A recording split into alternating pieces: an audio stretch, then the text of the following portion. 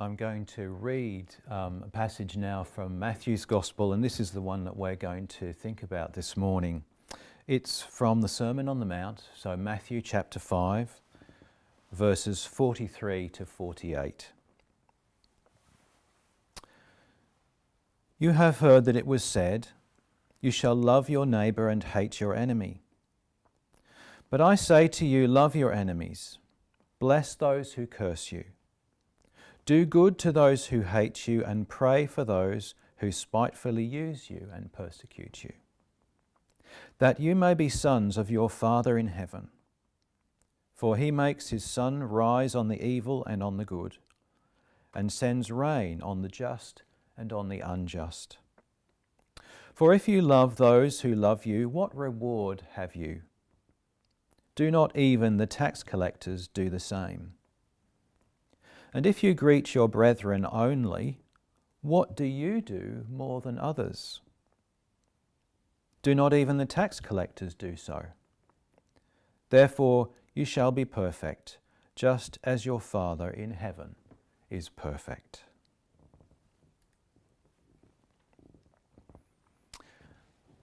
So we're going to take a little bit of a look at these verses.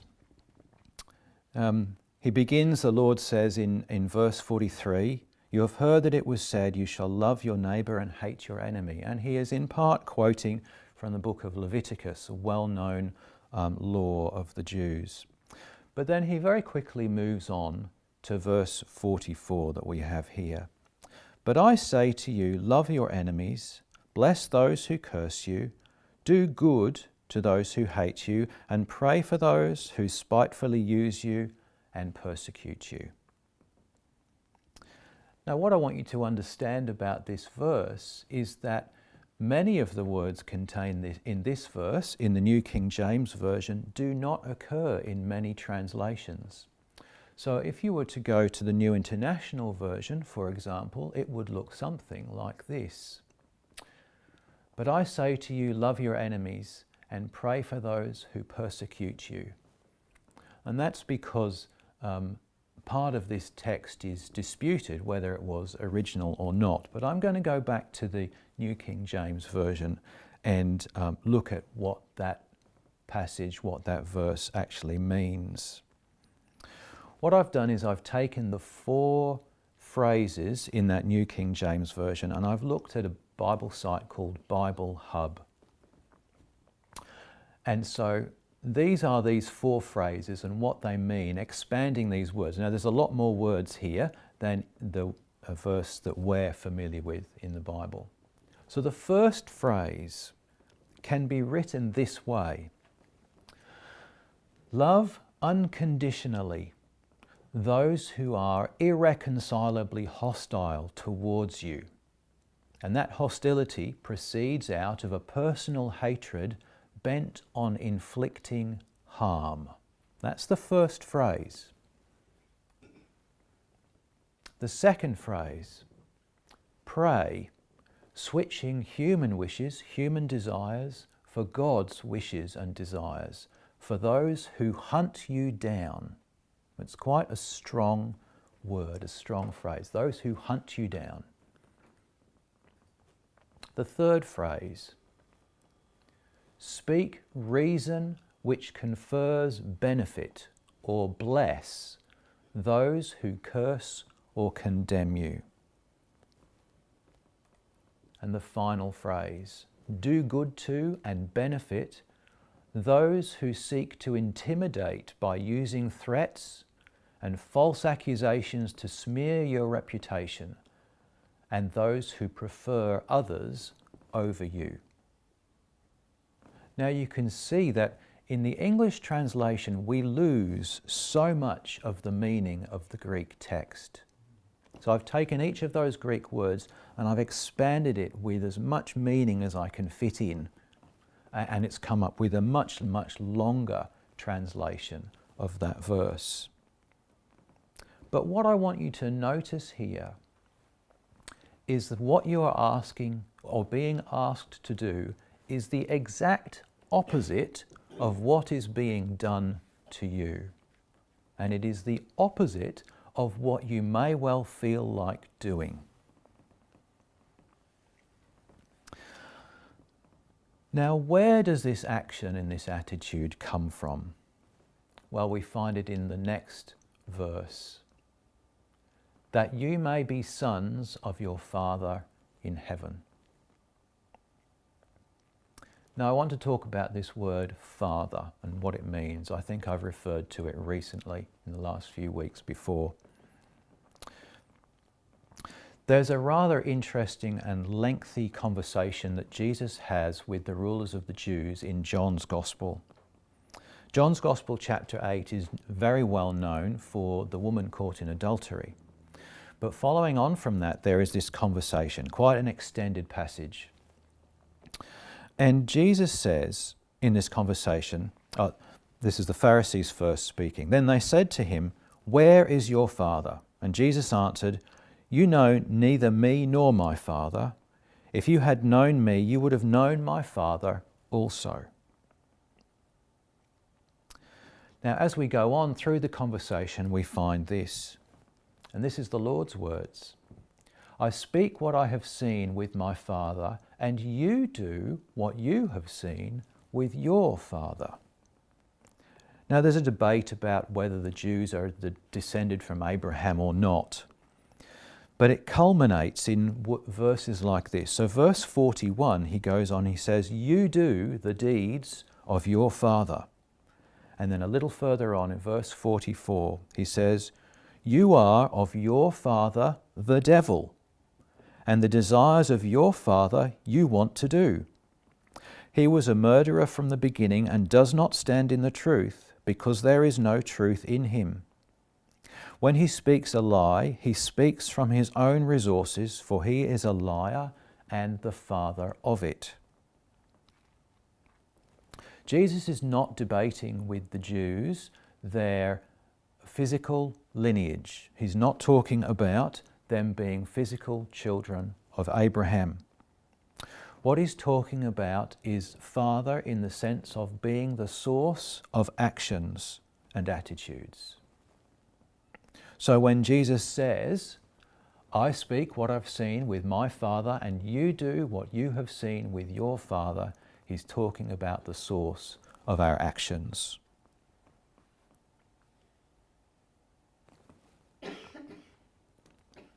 And then back to Matthew's Gospel, Jesus goes on, "For he," the Lord, the Father, "makes his sun rise on the evil and on the good, and sends rain on the just and on the unjust."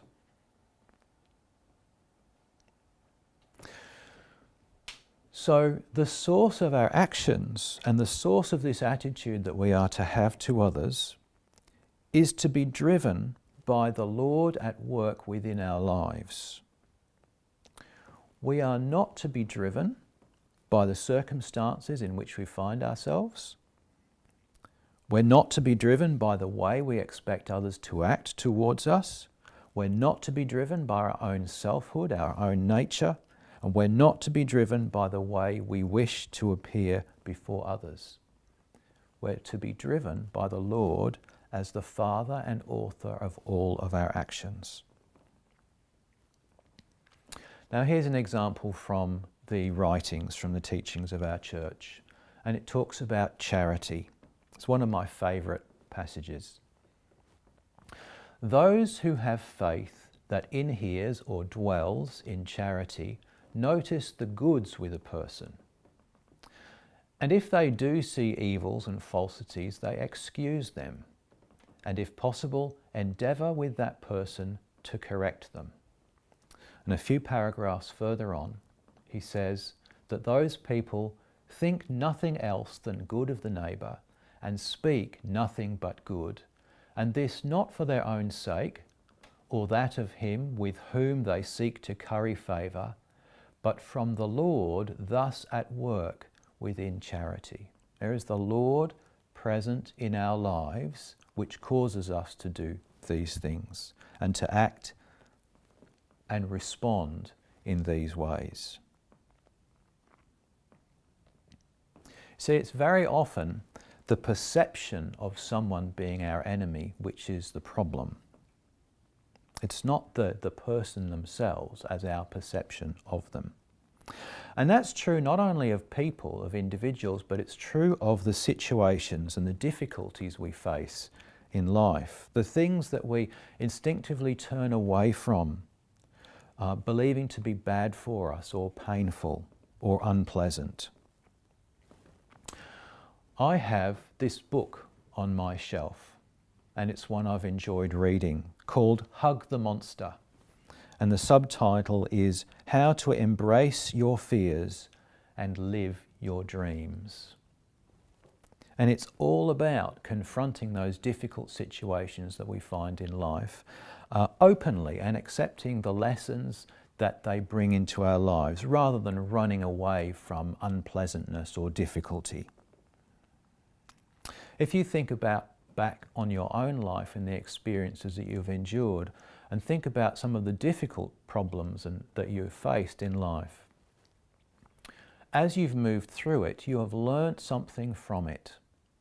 And it has made you what you are today in some way, to some extent. So if you were to avoid that situation, you would not be the person you are now. You would not have learnt the lessons that you needed to learn through that experience. You would be poorer for having lost that experience. So when we face difficulty, we need to face it understanding that however difficult it is, however unpleasant, there is something to learn. Now I also want to talk about the enemy within. What is the enemy within each one of us? Well, the word enemy means to turn away. What is it that turns away from the Lord? It is what Swedenborg calls our proprium, our selfhood. That is what turns away. And yet we are called to love that in some way. What does that mean? How are we to love the thing which turns away from the Lord? Here's another passage from the teachings of our church. The Lord is mercy itself and goodness itself, and enmity finds no place for itself in mercy itself and goodness itself, not even enmity against falsity and evil. That's quite a striking passage. The Lord does not hate the falsity and evil that exists within each of us. Let that sink in. The Lord accepts it, that it is part of us, and we are perhaps to do the same in some way. I'm going to continue reading. I don't have a slide for this, but here's what Swedenborg continues to say. But falsity and evil act in enmity against goodness and truth. They destroy themselves when they try to destroy those governed by truth and good. It seems as though the Lord acts as their enemy, when in fact he is simply keeping safe his own. Now, if you think about it, if you think about the stories of the Word, one of the things that we realise as we read, particularly the Gospels, is that we cannot return to the Lord unless we first turn away. You think about some of the stories that Jesus told. The story of the prodigal son. It was the prodigal son who was accepted with great joy back into the household. The parable of the lost sheep. There is more joy over one who returns than over the 99 who have no need of salvation. You think about the woman who was washing Jesus' feet and the great love with which she did that. And Jesus' comments to the Pharisees who witnessed that event. And Jesus, of course, was criticised for consorting with sinners. These were people who were widely condemned as being beyond salvation, yet Jesus points out that when we turn away and when we find that life is empty and pointless without him, then we can return with renewed love and vigour to the source of life.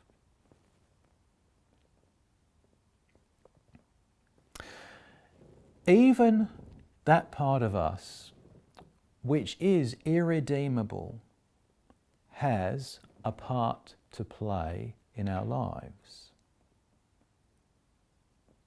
It's an interesting thought. How can that be? I want to talk about the story of Frodo and Gollum. I'm talking about Lord of the Rings.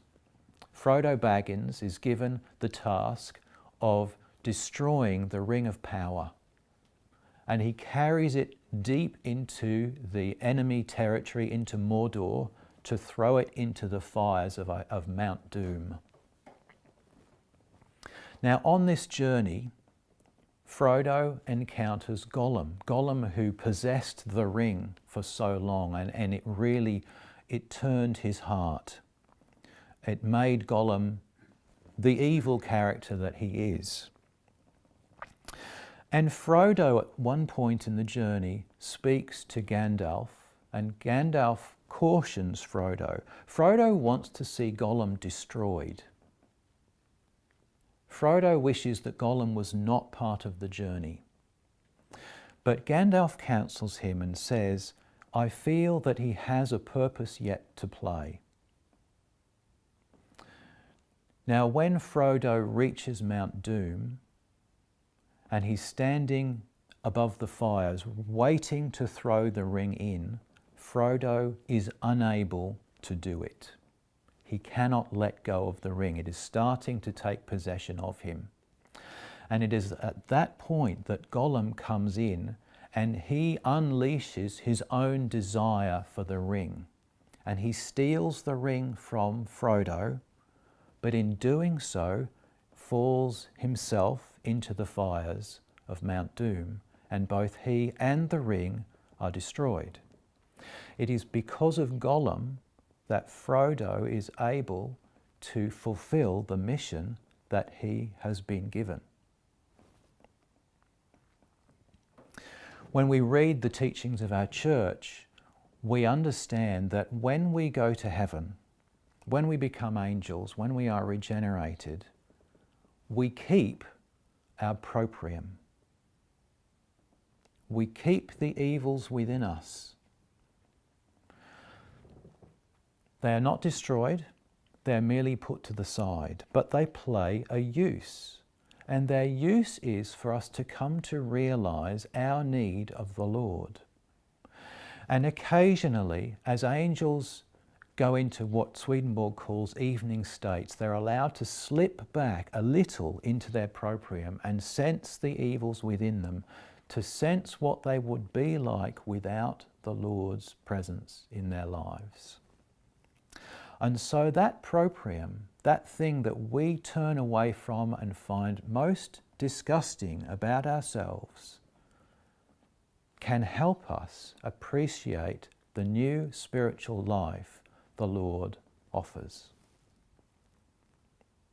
And so we are to love it as a part of ourselves, a necessary part of who we are, in the same way the Lord loves us. So,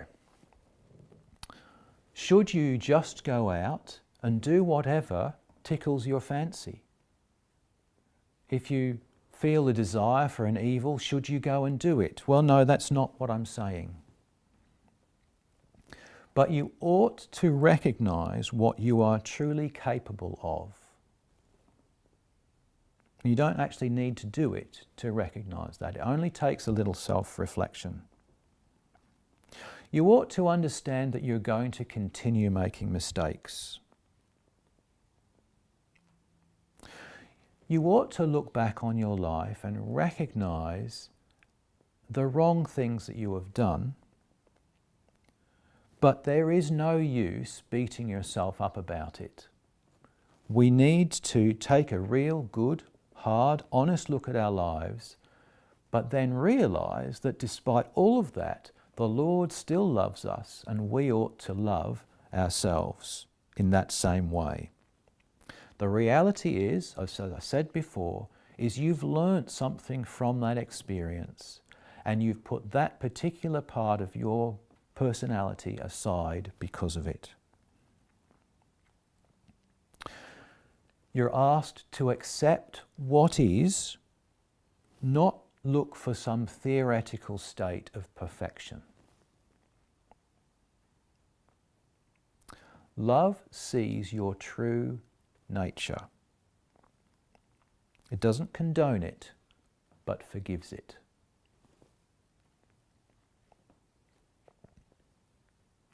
So here is my task for the coming week. Simply ask yourself, consider these questions. How do you see the people around you? Do you see them as friends, or do you see them as enemies? Sometimes we do both. How do you see the situations and circumstances you find yourselves in?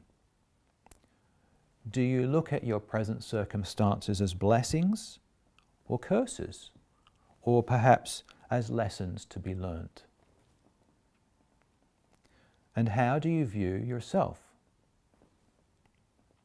Do you see yourself as a miserable sinner, or do you see yourself as beloved of God? Can you forgive yourself for your past and move on? I want to finish with two quotes, both from the well-known activist Martin Luther King. Darkness cannot drive out darkness. Only light can do that. Hate cannot drive out hate. Only love can do that. And the second one, only in the darkness can you see the stars.